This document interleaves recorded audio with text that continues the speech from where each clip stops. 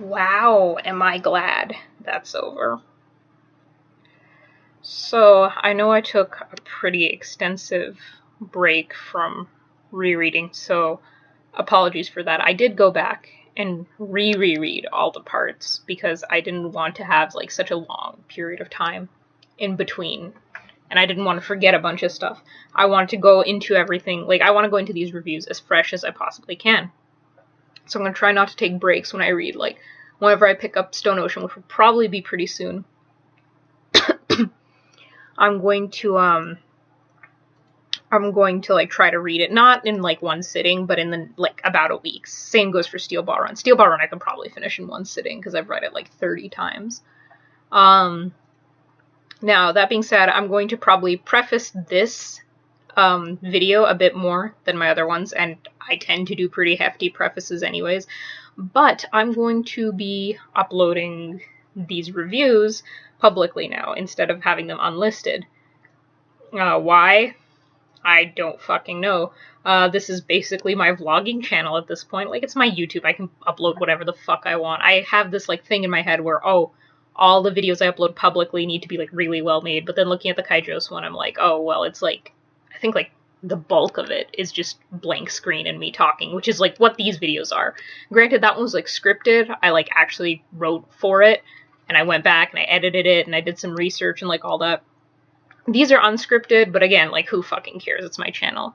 Also going into this, if you are sensitive pertaining to opinions about Vento Aureo, I highly recommend you not listen to this one.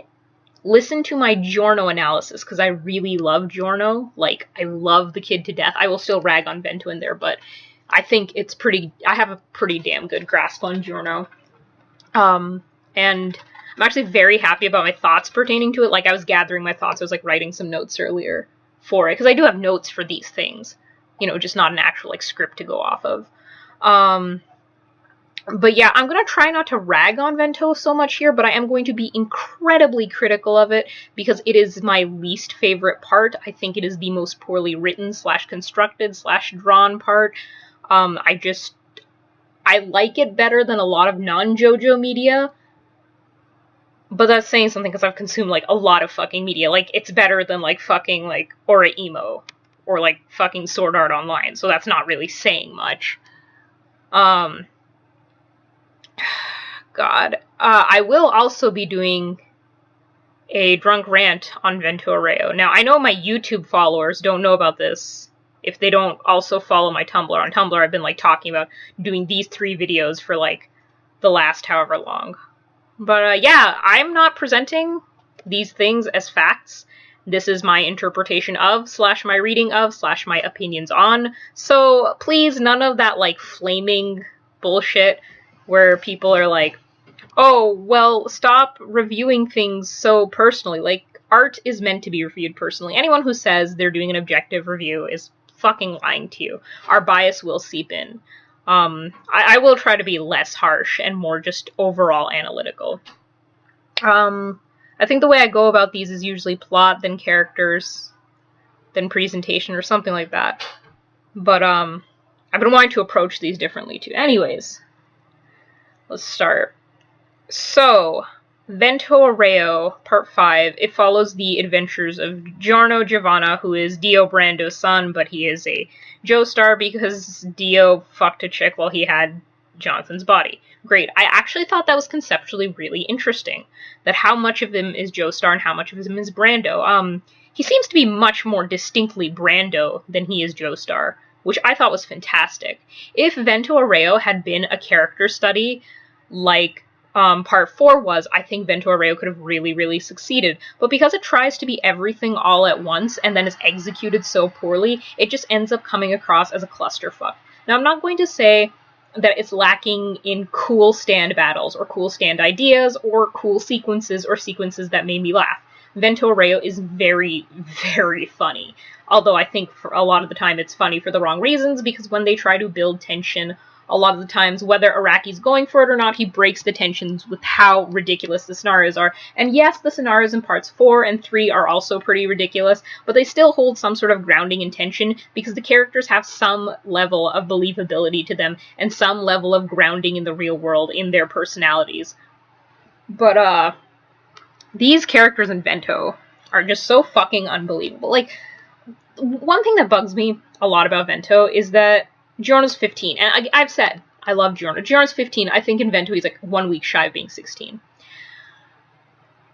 One thing I really don't like about Vento Aureo is, like, the characters have these, like, on and off switches between acting like fucking 12-year-olds and acting like these super mature, incredibly intelligent people, and, like, everyone in JoJo is, like, super smart when it comes to battle, but I mean, like, outside of battle, too.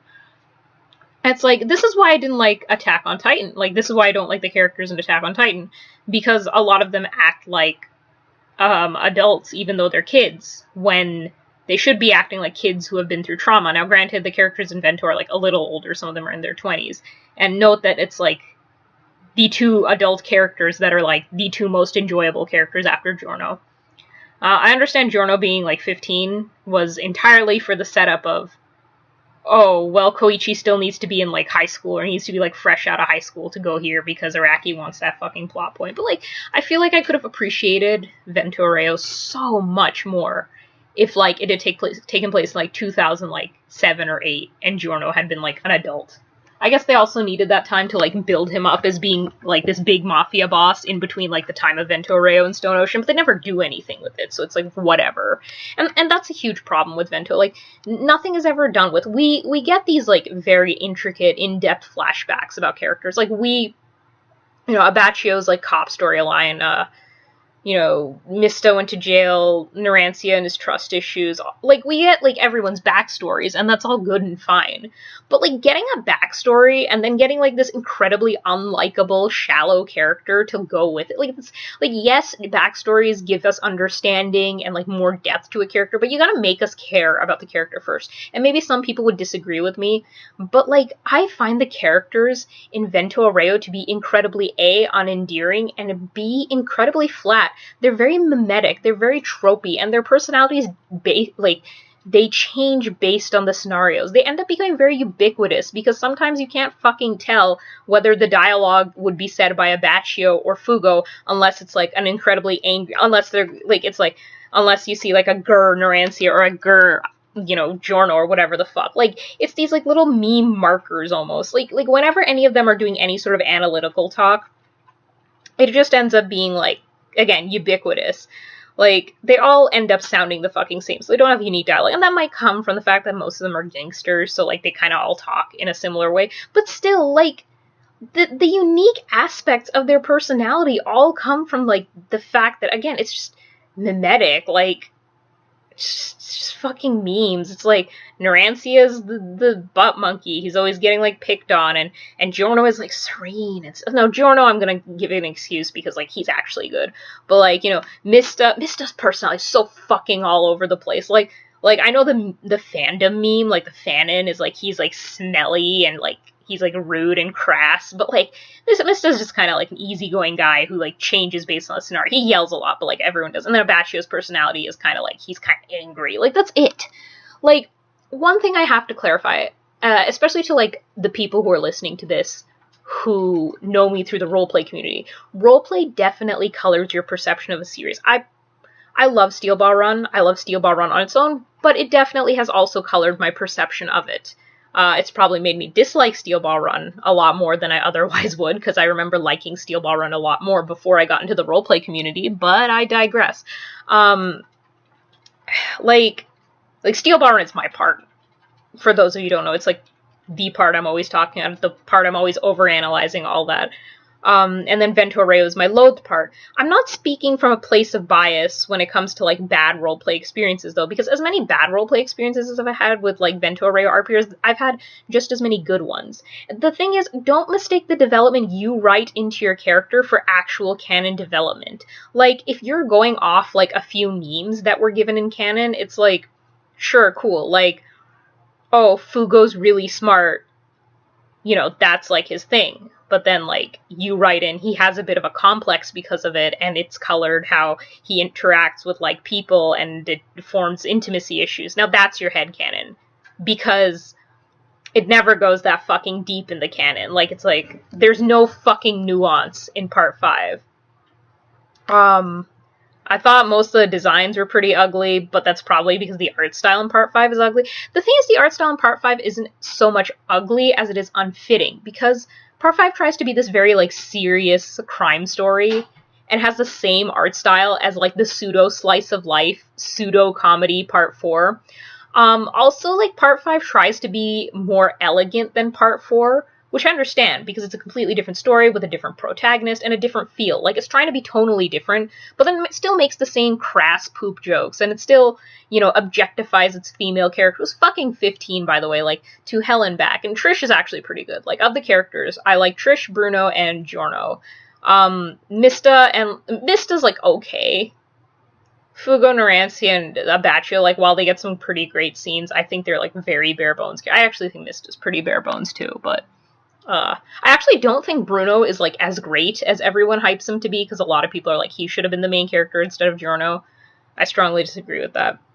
But yeah, the presentation of part 5 is very much at odds with, like, the type of story it's trying to tell, where it has, like, Narancia with these, like, cute bug eyes and these, like, baby proportions, and, like, fucking, like, everyone has these, like, big, shiny bug eyes, and, like, all this, like, cartoony cross-hatching, but then, like, I know it's not trying to be a realistic story, but it's trying to be, like, a lot more grounded, and a lot more, like, not down to earth, just a lot more, like, again, serious. It's a crime, it's basically a gang drama, but, like, JoJo style, so with, you know, stands.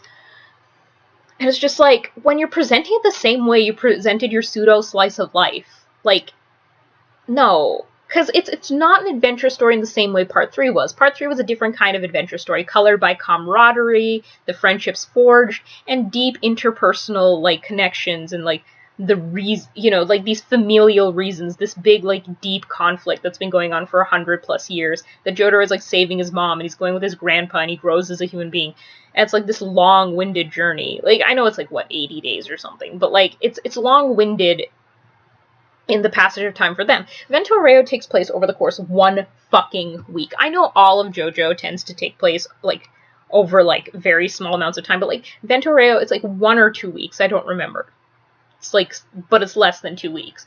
And it's, like, people acting like Giorno's going to form meaningful, like, yeah, he formed a meaningful connection in that, like, he admires Bruno, but, like, or, like, you know, he, like, cares for his teammates, or, like, Giorno has this fundamental moral understanding of the world that's like, oh, I need to save everybody, but, like, to think that he'd actually, like, forge very intimate friendships out of this, like, 1 week, especially when he's, like, as emotionally reclusive as he is in canon, it's like, y'all, like, come on. I love Giorno. Like, I love how he's handled. I love that he's, like, Giorno is this, like, he's a bit too immature for his age, in my opinion, but, like, he's this very broken boy who behaves very neutrally, aside from, like, a couple sarcastic quips, which are almost certainly defense mechanism, which I'll expand on my Giorno, my thing that I'm gonna do on Giorno, which I don't know how I'm gonna, like, do it at all, because fuck, I'm already talking about him too much here, because he's, like, the only part of part 5 I, like, really, really, really like, other than Trish. But, yeah, Giorno, like, he presents parts of himself to seem strong, and not to seem strong to, like, impress everybody, or, like, to make people think he's fine, but rather for the morale of his team, because the morale of his team is directly correlated to his goals, and I always love that part of, like, Diego and Dio and Giorno, that just, they're all so goal-oriented. Like, I think that's really cool, and, like, seeing this, like, this drive and this passion being manifested in, like, a good guy instead of a bad guy for fucking once was so relaxing and relieving. However, the fact that they constantly had to point out, like, how noble Giorno is bugged me, because, like, part 5 is so morally ambiguous. Like, people are like, part 7 is morally ambiguous. Gyro and Johnny aren't the nicest people, but, like, Valentine is, like, unquestionably evil. Johnny's motives might be selfish, but he's, like, unquestionably doing the right thing. But, like, in Vento Aureo, they're just all different gangsters. I mean, yeah, Giorno doesn't want to peddle drugs to kids, and Bruno doesn't want this, like, little girl to die, but, like, how many deaths have they been responsible for, / will be responsible for in the future? I should have said this in the beginning, but I'll say it here. I'm not factoring in Purple Haze feedback. I have not read it. I have no interest in reading it, and I think that a piece of media should be able to stand on its own. Maybe Purple Haze feedback will color my perception of Vento Aureo differently once I read it, but I do not think that it is going to, like, dredge Vento Aureo out of the gutter that I've kicked it into in my mind. Now, people also might say you went into Vento Aureo with, like, the preconceived notion of hating it. I went into it as positively as I could bring myself, or rather as neutrally as I could bring myself to be. And I had a good time at certain parts. I had laughs. Like, there were parts that, like, I laughed. But there was not a single point where I, like, felt genuinely sad or even angry. Like, I felt angry over some of the bullshit, but I always feel angry over JoJo's bullshit. By far, my favorite thing was probably all the little trivia about Italy. Like, you know Araki fucking loves Italy, because, like, he has all these Italian characters and shit. And, like, I love all the little trivia. I really like how he did the backgrounds this time around, even, like, all the, like, detail. I really appreciated that. Like, I appreciate Araki's attention to detail. It bugs me in, like, Phantom Blood, or, like, Steel Ball Run especially, because, like, while he gets a lot of details, like, interestingly right, the overall, like, look and feel of everything is just, like, this is not the Victorian era. But the thing is, I don't know enough about early 2000s Italy to be really, like, bothered by if there were inconsistencies, and, like, it seemed, from all I know, like, you know, I was, like, 5 in 2001, and I lived in Canada, but still, like, you know, like, the technology is fine, the way they dress is, like, while the way they dress is, like, ugly, you know, it's, like, it's also, like, kind of, like, fine. Like, I can see how it's based on real fashion, because I've gone back and done research, because I roleplayed Bruno for a while, so I've done, like, some research for Vento. Yeah, the plot is, like, this super simple, hey, we gotta do this, hey, we're gonna do an escort mission, and, like, that's okay. Plots don't have to be great. It's the story, the narrative, the characters that matter, in my opinion. You know, the things that, like, carry it along, because, like, you know, a series can have a fucking stupid plot, like, or have, like, a really cool plot, and, like, turn out the other way. Like, Kill la Kill had a fucking stupid plot, you know, like, sentient clothing, we gotta stop them from taking over the world, and, like, it was great.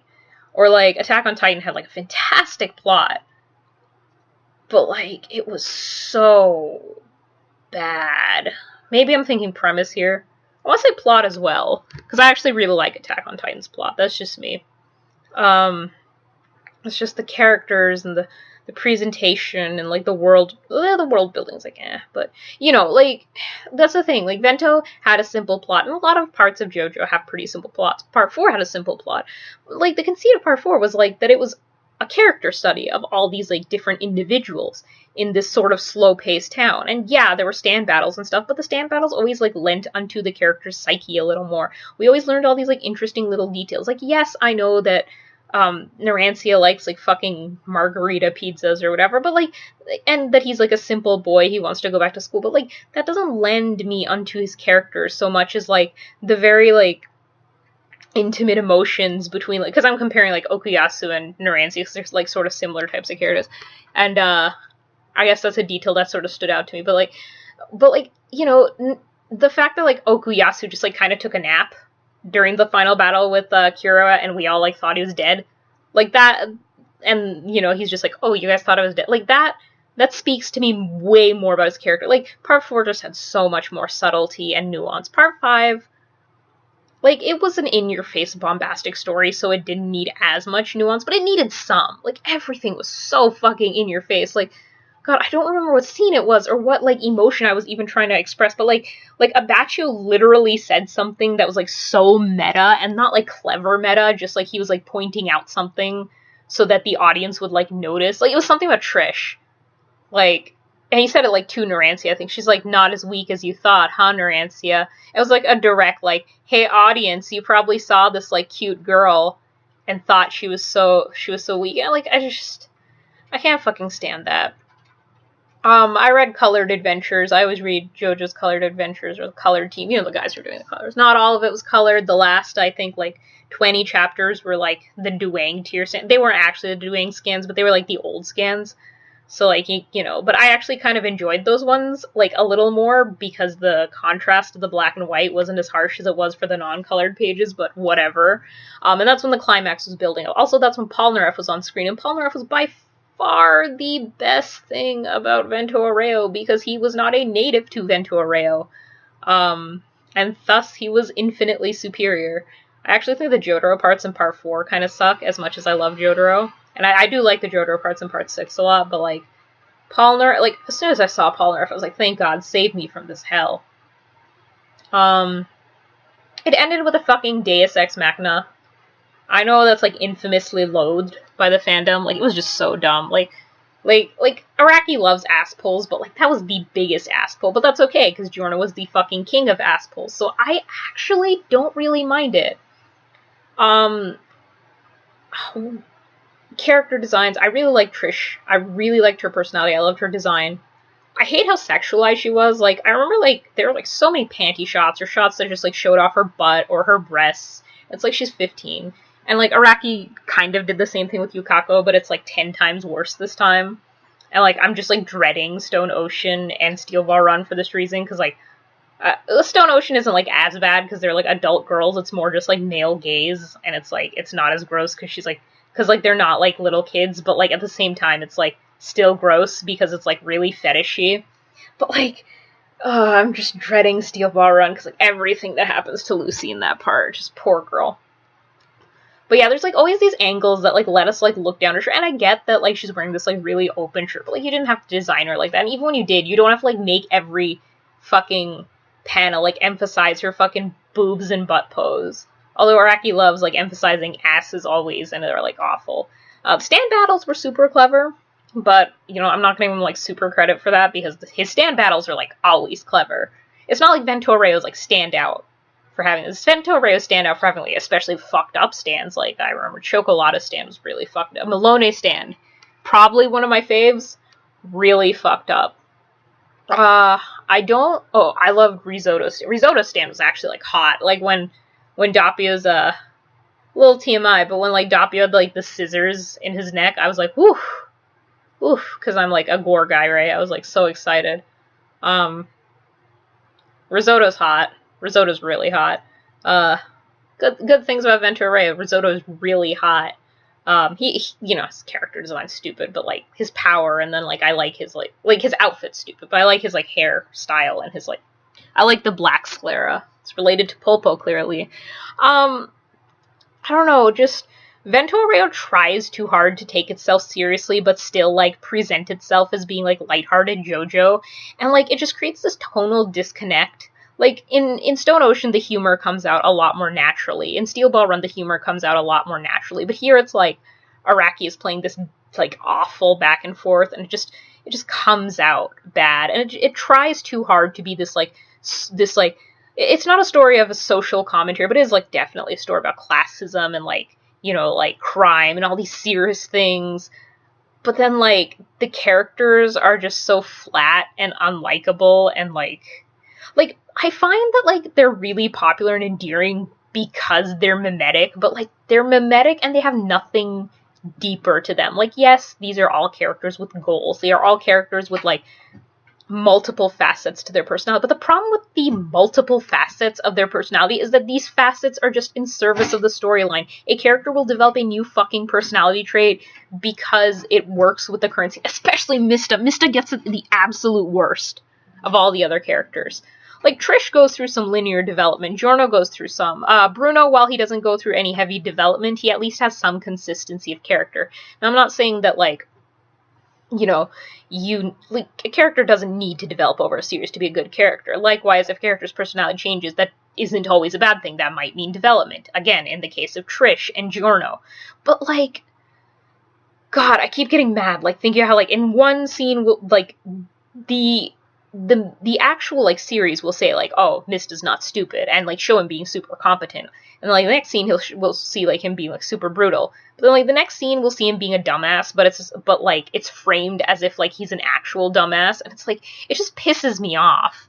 I get pissed with, like, Mista, because, like, Mista's a character who I so desperately want to like, but, like, it's so difficult to get a grasp of what kind of a fucking human being he is, because Araki makes him so all over the fucking place. Like, all we know is he's kind of easygoing, and then everything else is inconsistent. Even the easygoing thing is, like, squandered in some parts. I can't list off specific parts because my head feels like soup, because Vento Aureo rotted my goddamn brain. Again, I like the trivia. I think that Araki has a real passion for Italy, and that shines through, and I appreciate that, and I can respect that. But I can't respect these, like, half-baked characters. Like, they absolutely needed, like, you know, they need a good few more hours in the oven. Like, all these characters are, like, rife with these super, like, Freudian excuses for their personalities, and I'm just like, that's not how real people are. And like, that's actually how early Stone Ocean Jolene's characterization is, too. Like, I have no doubt in my mind that Araki actually, like, read Freud for the first time, or some shit like that, and then he decided to write Vento Aureo, because that's how it feels. It's like, ooh, I read some baby shit psychology, and now, like, I'm writing this. And then he also, like, writes Jolene with the daddy issues, but, like, you know, like, she gets better. Because the writing really progresses throughout Stone Ocean. Stone Ocean's the best written part, in my humble opinion. I know I said I wasn't going to rag on Vento. This isn't me ragging. This is me being relatively fair. When I do my rant, I will be fucking brutal. Again, it was funny. Like, where it tried to be funny, it was pretty funny. Like, when Narancia, like, couldn't tell the truth, that was so fucking hilarious. That was honestly the best part.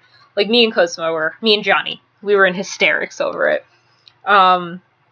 Again, some of the stand battles were really cool. While the art can get pretty wonky, I think Araki tried out a lot of new angles and stuff, which I can respect him for. The paneling was fucking awful, but, like, a lot of the shots he did, while they didn't have, like, while the anatomy was, like, basically broken to the point where I was like, this is ugly, or, like, I did not like the snout-like way he drew the noses in this part. I do appreciate how much, like, life there was in his drawings, and I loved his little sketches. Diavolo was actually a pretty good villain. I actually like Diavolo. Not as much as I like Pucci or Dio or Valentine, but he's, like, close up there. Like, I actually feel some semblance of sympathy for him. Because, first of all, I fucking love, like, he's pretty noble. Like, I remembered him being ignoble, but he was like, no, I'm not gonna run away, which I thought was cool. He's this incredibly, like, paranoid man. Which is somewhat relatable, because, like, I've experienced psychosis quite a bit before I was, like, on medication. And just, like, that kind of paranoia is awful. Like, I was so paranoid I didn't leave the house for 3 months at one point. Like, I hardly left my room. I wouldn't, like, leave it, like, when people were awake. I would leave it at, like, night. You know, when everyone was asleep. So, like, I understand that, like, you know, that, like, crippling paranoia. And like, that made Diavolo really interesting. That, like, yeah, he has these, like, he's done, like, a lot of bad shit, but it's, like, the same bad shit that, like, Narancia or Mista or, like, Giorno have done, because they're all fucking criminals. And that's not the basis by which we have to judge him. The basis by which we have to judge him is his paranoia. And I think that's a bit unfair to him. Granted, that doesn't justify the awful things he tries to do, but I think it just poses, like, this incredibly interesting moral question. Is it okay to go after this man for these reasons? Like, when we being the main characters, are not good people ourselves. Like, I feel like Vento Aureo could have been this incredibly, like, I'm in so much pain because Vento Aureo had, like, this vast amount of potential, which we see in Giorno's character, and arguably in Bruno, Diavolo, and Trish's characters as well, because they provide these various shades of gray of worldview. Because up till now, JoJo has been pretty black and white. Like, yeah, Jotaro was a delinquent, but, like, Jotaro was, like, shining good compared to Dio, and, like, of course he became, like, bad later. And while Karza's morality was not something we as humans can judge, to us humans, he will always be, like, awful and bad. But yeah, like, Vento Aureo hurts Like, it makes me actually angry. On one part, because it's so excessively popular, but at the same time, I don't mind that popularity, because that popularity takes the focus away from Stone Ocean and Steel Ball Run. And most people want their favorite parts to have a lot of popularity, but I don't. Because then you start getting all these stupid fan-in, and the stupid headcanons, and the stupid memes, and like, yeah, Steel Ball Run and Stone Ocean have their fair share, but not as many as Vento Aureo. Vento Aureo has them because Vento Aureo is, I've said it like 10 times already, but it is a fucking meme series. It is the meme series of JoJo. Like, the meme part.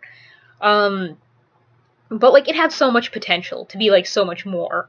It could have spoken so much more. If it didn't try to do a character study and a plot show at the same time, which it failed at both.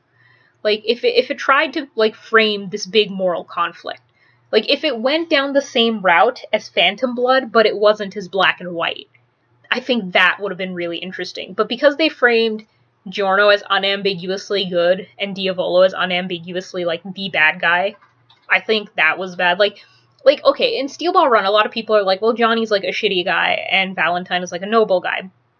Because of how the series, like, presents Valentine is kind of noble, and Johnny is kind of, like, this kind of, like, really depressing, angry kid. But it's like, I mean, Valentine tries to, like, rape a little girl, and he's very much, like, someone who perverts justice for his own goals, which I will talk about in my myriad Steel Ball Run analysis, which you can expect in the near future, because I have actually literally talked about Steel Ball Run for, like, 6 hours to my poor fiancé, like, on multiple occasions, so I will have a lot to say on that.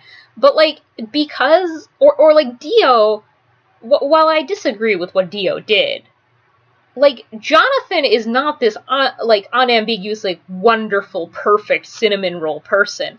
And it's not like Dio doesn't have a basis for why he is the way he is. It's just, the media framed, like, Dio as unambiguously bad, and JoJo as unambiguously good. And then, like, the same way, like, Steel Ball Run's, like, the narrative and the presentation, like, all frame Johnny as, like, a flawed hero, and Valentine as, like, a sympathetic villain, even though I wouldn't say Valentine is a sympathetic villain, really. I actually think his, like, excuse for why he is the way he is, like, really paltry. And just Vento Aureo does that. It could have framed, like, something beautiful. Like, Vento Aureo, it didn't feel ambitious, but, like, it presented a lot of really good ideas. It really felt like Araki was playing it safe, like he was trying to do Stardust Crusaders 2.0, but somehow it ended up being worse than Stardust Crusaders. Because he just wanted a story with, like, Dio's kid as the main character.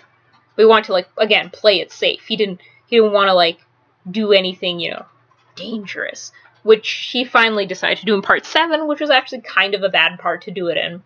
But, you know, I keep comparing Part 5 to Part 7, because they do have a lot of similarities, because I feel like Part 7 uses up a lot of the potential that Part 5 leaves behind, because if Part 7 was handled the same way Part 5 was, I would hate it. And then vice versa. I'd fucking love Part 5 if it was handled with the same, like, nuance that Part 7 was. Yeah, Giorno is great. Best boy. Best boy 2001. I love him, he's my son. Only good thing about this fucking abysmal part. I jest. I listed off a lot of things I liked about it. I would give Vento Aureo a 5 out of 10. And people would be like, oh, deserves more than that. I don't think, like, it's a competent enough story, but I don't think competence deserves excessive praise, you know? 5 out of 10 on a normal day, 4 out of 10 on a bad day.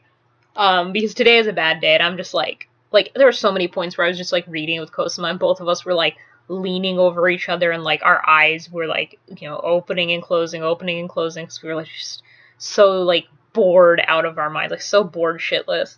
It was so exhausting to read, because, again, it was just boring, because, like, yeah, the stand battles are cool, but, like, when you've been through, like, 12 of them in a row with, like, no meat, no reason to care for the characters who are actually engaged in these battles, it's like, ugh, especially when it was, like, a non-Giorno battle, it was just, like, because, like, whenever Giorno was on screen, it's like, what stupid thing is he gonna do? Like, what is he gonna pull out of his ass with his, like, OP stand? Or, like, what funny thing? Because Giorno would say, like, the best thing about Giorno is that he always like says like the ridiculous thing Stanza is doing, but like with like this like intense seriousness and like this elegance and nobility, which is like, it's fucking hilarious.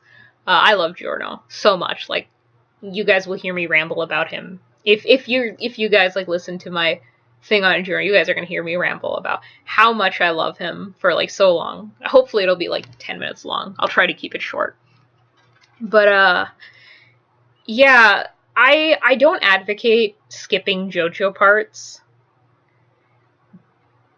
because I'm a linearist, and Vento Aureo does actually have some really prominent lore pertaining to like why the arrows are there. Like, you don't need that lore, but like it's interesting enough. But like, if you really want to skip it, I think you could get away with it and not like lose anything. Like, Vento Aureo is a part, like I've talked to a lot of my friends who are just like, yeah, I'm not gonna read it. I'm like, you know, go back to it. If you're not gonna read it on your first go, you can like go back to it. Like, again, I don't advocate skipping parts, but if someone's like, Noah, what part should I skip? Like, I'm gonna skip one JoJo part no matter what you say. But if you say that, like, one part I should skip, which one should it be? I would say part 5. Because even though Giorno is the second best JoJo, in my opinion, I still don't think he saves just how awful I think Vento is. Now, it's 11:36 p.m. I usually tend to be asleep by about 12. I'm going to save this. I think I'm going to upload this tomorrow, and tomorrow is when I will record my journal analysis, maybe, and tomorrow night I will post that very drunken rant. So expect that tomorrow, I guess today, because I guess this video is going to be uploaded, you know, on the 8th for me. But yeah, thank you guys for listening. Expect my Stone Ocean stuff. I don't have a lot of stuff planned for Stone Ocean, because I hardly remember it. I might talk a bit about Dio. Like, I might make a side thing for Dio specifically, because now we will have gotten all the Dio Brando content available. Might do a little thing on Pucci, but I don't know. It's going to definitely be the bulk of my basis for my Women in JoJo essay. If you guys want any character-driven analysis, like, or scene-based analysis for Vento Aureo, feel free to ask me, because I fucking love analysis. And yeah, look forward to my future videos, hopefully. I will try to get them out as soon as possible. Thank you guys for listening. Vento Aureo, worst part, Giorno Giovanna, Best Boy 2001. 2001. 2001. 2001. 2001.